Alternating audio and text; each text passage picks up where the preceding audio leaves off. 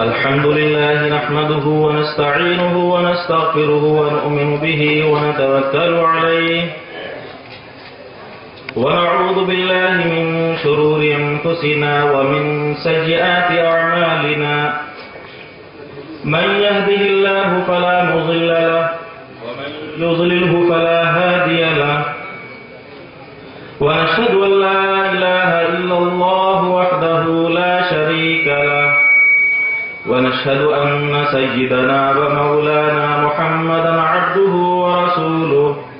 أما بعد فأعوذ بالله من الشيطان الرجيم بسم الله الرحمن الرحيم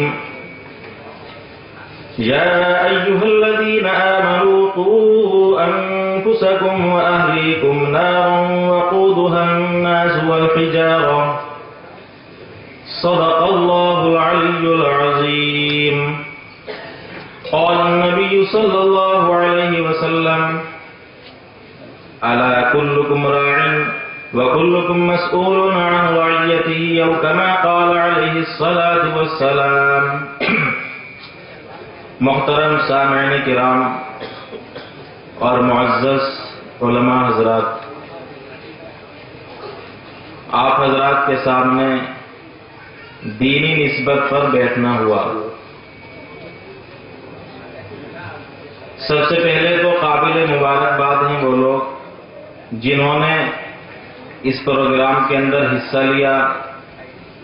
کیونکہ اگر اس جلسے کی نسبت پر کسی بھی آدمی کی سمجھ میں ایک بات آ جائے، کس کی کب اور کون سی بات دل کو چھو جائے، ہدایت کا ذریعہ بن جائے، تو یہ اس کی نجات کے لیے کافی ہو سکتا ہے جس نے اس میں حصہ لیا. اور قابل مبارکباد ہیں آپ لوگ کہ بڑا قیمتی وقت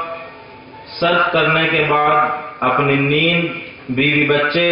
اپنے پڑوس اور دوستوں کو چھوڑ کر آپ یہاں دین کی نسبت پر حاضر ہوئے ہیں. بہت سی راتیں ہماری سنیما میں، ہوٹلوں پر اور گرم افواہوں میں گزر جاتی ہیں، لیکن دینی پروگرام میں بیٹھنا ایک مشکل امر ہو جاتا ہے. تو آپ لوگ قابل مبارکباد ہیں کہ آپ یہاں پر بیٹھے ہوئے ہیں. لیکن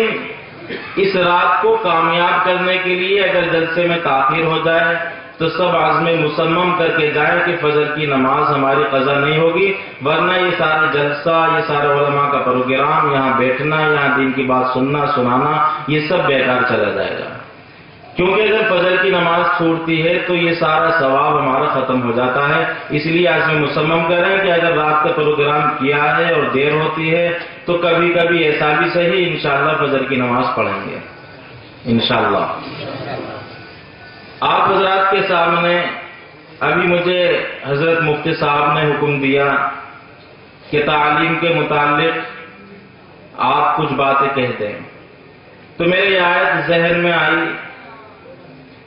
اسی کے متعلق کچھ عرض کرنا ہے.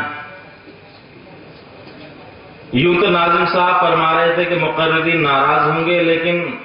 دل کی بات میں یہ کہنا چاہتا ہوں کہ مجھے ان کی باتیں اتنی پسند آ رہی تھی، اتنا اچھا لگ رہا تھا کہ شاید یہ نظامت کی جگہ کتابت فرماتے تو زیادہ بہتر تھا. بہرحال اللہ تعالیٰ کے قرآن کریم کی آیت کا مقصد، انسان جب کسی کے پڑوس میں بستا ہے تو پڑوسی کے حق لازم ہو جاتے ہیں. ماں باپ جب اولاد کو جنم دیتے ہیں تو اولاد پر ماں باپ کے حق فرض ہو جاتے ہیں. ایک دوسری عزیز اور اقارب رشتہ داریوں کو جب انسان جنم دیتا ہے تو رشتہ داریوں کے حقوق بھی واجب اور ضروری ہو جاتے ہیں. یہاں تک کہ انسانوں کے انسانوں پر، مومن کے مومن پر اور تمام انسانوں کے ایک دوسرے پر، آس پڑوس پر، ماں باپ کے، رشتہ داروں کے، اولاد کے، سب کے حقوق، یہاں تک کہ چرند و پرند جانوروں کے بھی ہمارے اوپر حق ہوتے ہیں. لیکن ان میں سب سے زیادہ قیمتی اور زیادہ اہم حق کیا چیز ہے اسے سمجھانا چاہتا ہوں. میرے عزیزوں، سب سے پہلا حق اور قیمتی حق جس کی نسبت سے آج ہمارے اندر علم دین کی روشنی ختم ہوتی جا رہی ہے، آنے والی نسلوں کے اندر گمراہیت نظر آ رہی ہے۔ سب سے پہلا بنیادی حق ہماری اولاد کا حق ہے۔ آج اپنی بستی کا جائزہ لیں اور اسی کے ساتھ ساتھ اپنے ملک کے اندر ایک گھومیں، محاسبہ کریں، چکر لگائیں تو آپ کو ایک چیز محسوس ہوگی، معلوم ہوگا کہ کہیں آپ پھنس گئے اور آپ کو مسلم ایریا کی تلاش ہے کہ مسلم علاقہ کہاں ہے۔ آپ نے دیکھا پانوں کی دکان کھلی ہوئی ہیں، کچھ نوجوان سگریٹ پی رہے ہیں، کچھ تمباکو کھا رہے ہیں، کچھ گٹکے کھا رہے ہیں، اور کچھ ایک طرف کو گالن گلوچ میں، بکواس میں، بحث و مباحثے کے اندر مشغول ہیں، اور کچھ دیکھا کہ چھوٹے چھوٹے سے بچے ننگے پھرتے ہوئے نظر آ رہے ہیں، اور کچھ دیکھا کہ دینی مدارس کا ماحول نظر نہیں آ رہا، تو آپ بے جھجک سمجھ لیجئے کہ یہ مسلم محلہ ہے۔ یہ ہمارا معاشرہ اس حد کو پہنچ گیا کہ ہماری گندگی سے، ہمارے بچوں کے ننگے پھرنے سے، دین کی دوری سے، بیڑی سگریٹ پینے سے، نوجوان کے ہوٹلوں پر ٹائم پاس کرنے سے، بحث و مباحثے سے آج ہم یہ سمجھ رہے ہیں کہ یہ مسلم ایریا ہے، تو ہمارا ماحول، ہمارا معاشرہ کس قدر بچھڑ گیا میرے عزیزوں۔ یہ سب اولاد کی طرف سے، ماں باپ کی طرف سے اولاد کے حق ادا نہ کرنے کی وجہ ہے۔ کاش اگر ہم اس مرتبے کو سمجھتے، اس مقام کو پہچانتے، اس اولاد کے مرتبے کی حقیقت کو سمجھتے، تو آج یقیناً اگر مسلمانوں کی پہچان ہوتی تو یہ پہچان ہوتی کہ جس کی زبان سے قرآن کریم کی آواز آ رہی ہو، جن گانوں سے بچتے ہوئے بچے بھاگ رہے ہوں، نوجوان نفرت کر رہے ہوں اس ہوٹل سے جس میں فلم چل رہی ہو، تو آپ کو احساس ہو جاتا کہ ہاں یہ مسلم محلہ ہے۔ اللہ تعالیٰ نے قرآن کریم کی آیت کے اندر ارشاد فرمایا، یا ایھا الذین آمنوا قوا انفسکم واہلیکم نارا وقودھا الناس والحجارہ، میرے پیارو، اے ایمان والو، تم اپنے آپ کو جہنم کی آگ سے بچاؤ اور اپنے گھر والوں کو جہنم کی آگ سے بچاؤ جس کا ایندھن انسان اور پتھر ہوں گے۔ میں یہ کہہ رہا تھا کہ ایک دوسرے کے حقوق جب ادا کیے جاتے ہیں جب اس کا وجود ہوتا ہے، لیکن میرے پیارو یہ اولاد اتنا قیمتی خزانہ ہے، ایسا سرمایہ ہے کہ ابھی اس کا دنیا میں وجود نہیں ہوتا، ابھی یہ دنیا میں نہیں آئی، ابھی یہ ماں کی کوکھ کے اندر نہیں آئی، یہیں سے اس کے حق شروع ہو جاتے ہیں۔ بہت سے لوگوں سے سنا ہوگا کہ سب سے پہلی گود ماں کا مدرسہ، ماں کی گود جو ہے سب سے پہلا مدرسہ ہوتا ہے، لیکن یاد رکھیے ماں کی گود سب سے پہلا مدرسہ نہیں بلکہ ماں کی کوکھ بچے کے لیے سب سے پہلا مدرسہ ہوتا ہے۔ سرکار دو عالم صلی اللہ علیہ وسلم سے پوچھا، یا رسول اللہ، ماں باپ پر اولاد کے کیا حق ہیں؟ آپ نے فرمایا سب سے پہلا حق یہ ہے کہ باپ اپنی اولاد کی تربیت چاہتا ہے یا باپ اپنی نسل کی حفاظت چاہتا ہے تو سب سے پہلا حق یہ ہے کہ اپنی اولاد کے لیے نیک سیرت، اچھی ماں کا انتخاب کرے۔ ابھی بچہ نے جنم نہیں لیا، ابھی بچہ دنیا میں نہیں آیا، ابھی بچے نے دنیا کی سانسوں میں، دنیا کی فضاؤں میں ہوا نہیں لی، لیکن آج سرکار دو عالم فرماتے ہیں اس دنیا کی فضا لینے سے پہلے، اس دنیا کی وجود پانے سے پہلے، اس دنیا میں سانس لینے سے پہلے تم اس بچے کی ماں کا اچھا انتظام کرو، یعنی نیک سیرت عورت کا انتخاب کرو، تو یہ تمہاری اولاد کا سب سے پہلا حق ہے۔ ذرا اپنے گریبانوں میں جھانکیں، ذرا غور و فکر کریں، آج اس ماڈرن ماحول کے اندر ہماری پسندیدہ چیز نیم عوریاں، لباس پہننے والی ننگی لڑکیاں،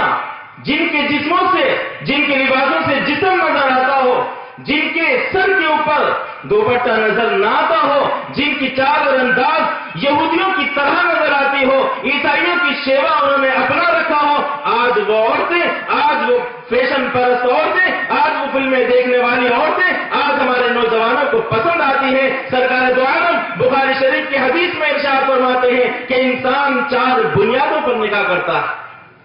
حسب نسب کی وجہ سے، جمال کمال کی وجہ سے،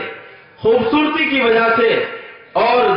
مال و دولت کی وجہ سے، چوتھی چیز دینداری کی وجہ سے۔ سرکار نے ارشاد فرمایا کہ تم پہلی 3 چیزوں کو چھوڑ کر आखिरी चीज दीनदारी को तरजीह दिया।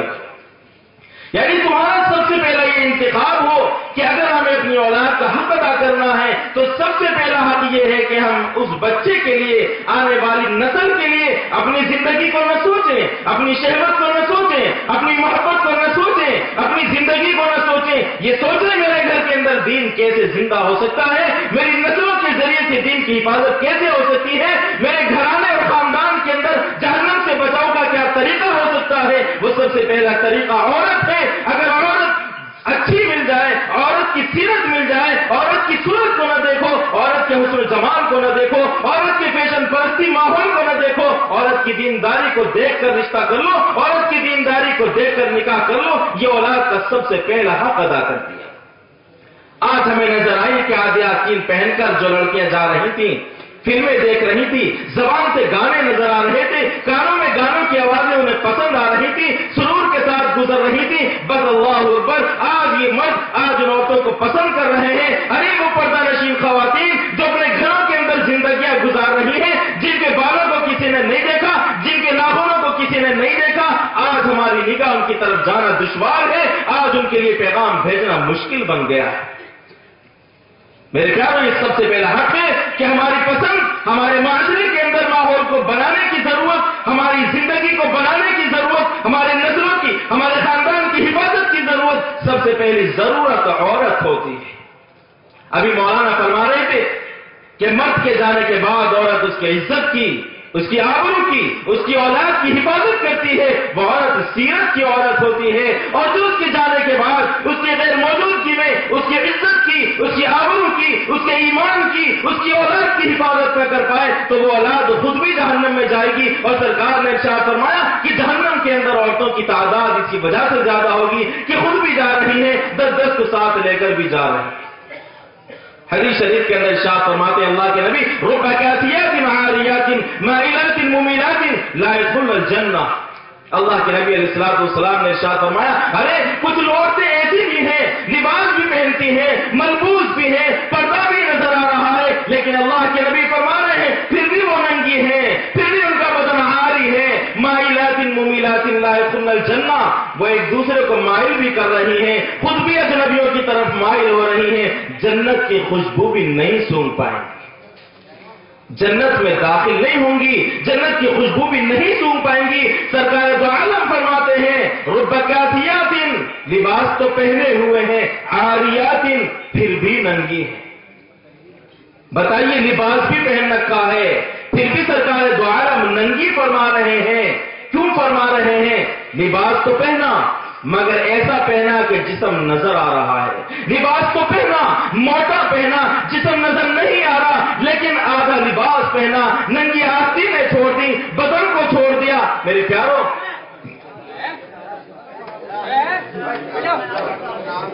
बैठ जाइए भी, आप लोग बैठ जाइए। रुब्बा कासियातिन आरियातिन माइलातिन मुमिलातिन ला यदखुलुल जन्नह। सबसे बुनियादी चीज सरकार दो आलम ने इसी औरत को करार दिया है कि ये औलाद का सबसे पहला हक है, क्योंकि फरमाया ये लिबास पहनने के बाद भी अल्लाह के नबी उन्हें नंगे करार दे रहे हैं। और क्यों फरमा रहे हैं ला यदखुलुल जन्नह, यानी ऐसा लिबास पहनने वाली औरत